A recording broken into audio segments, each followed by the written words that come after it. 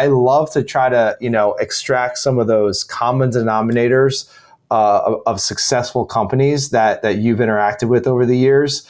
You could probably write a book on this. Maybe you already have. I don't know. We're doing it right now. We're doing it right now, actually. So we have a couple. I have one already, but we're doing another one. Exactly. Yeah.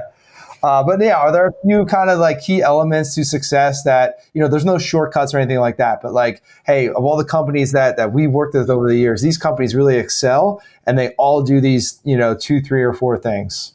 I can help you with that for sure. I think one of the things we've identified is a value system. Like I said before, working to that higher purpose to get you say, well, why can't I get my employees to do something the way I want them to do it, or why are they like hurting kittens? You're trying to get they create chaos or they create trouble when you're trying to get the culture to move a certain direction, right? And I always say that the culture either moves everything forward and squashes negativity, or the culture creates negativity. And that is something that the leader does control, though, truthfully. So you have to take responsibility as a leader to say, I have created this culture of either negativity where people have trying to squash everything I'm trying to do, or something that is there. So what I found is this in my vast amount of years of doing this is that the value system, which we happen to put a label of our own, which is trademarked, called Pure Motive Service. Pure Motive Service. So what is Pure Motive Service? Pure Motive Service, I would say,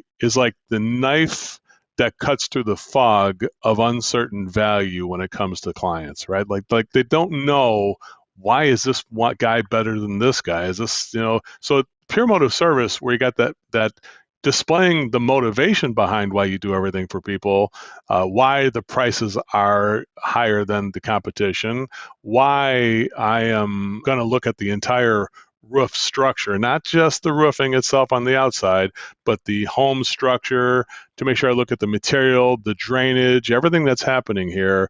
I got to look at the whole thing. And there's a reason why, which is the pure motive reasons, right? So here are what I call pure motives. Number one is the quality and reliability of the work we perform, to make sure that we're doing it to make sure it's going to be permanent and customized. So people have a range of options for quality and reliability. I always make sure they have that. Number two, I believe in the safety and health of our clients, to make sure that we perform our service to safety and health is never negotiable. I'm always going to provide that.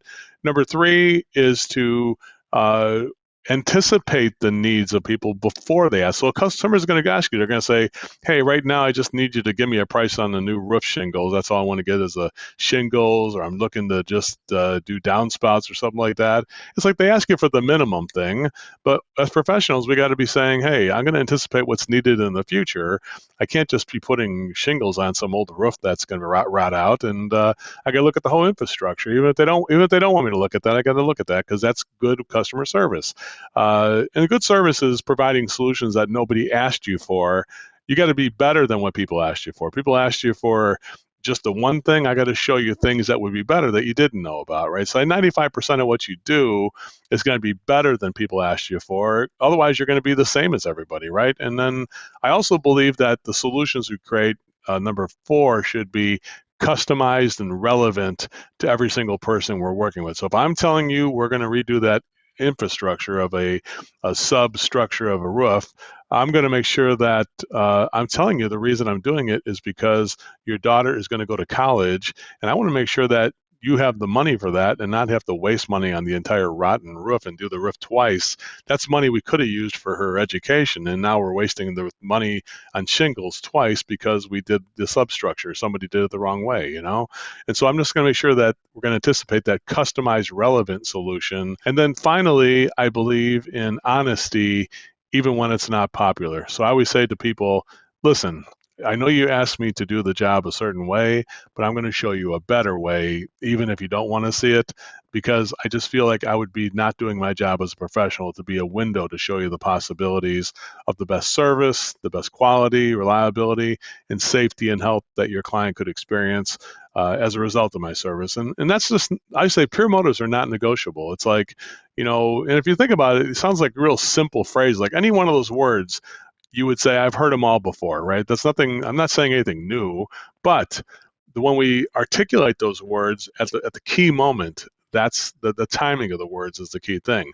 Somebody says, do you have to go look inside the attic to make sure? Well, if we don't, I wouldn't be able to do the job right. So we'd have to stop the call.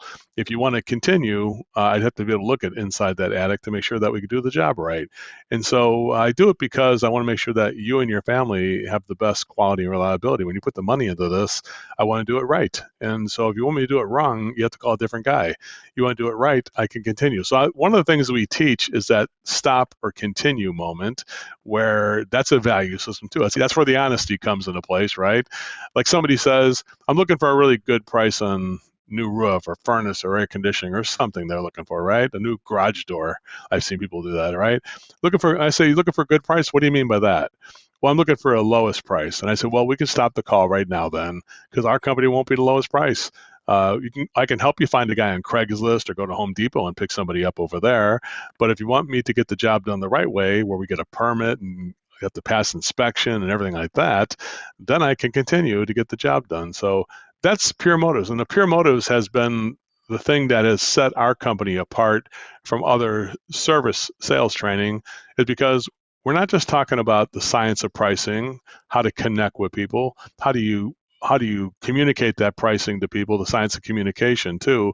We do talk about that, but that stuff, if the motive is wrong, any science, I say science is stupid in a way because it doesn't know how people are going to use it.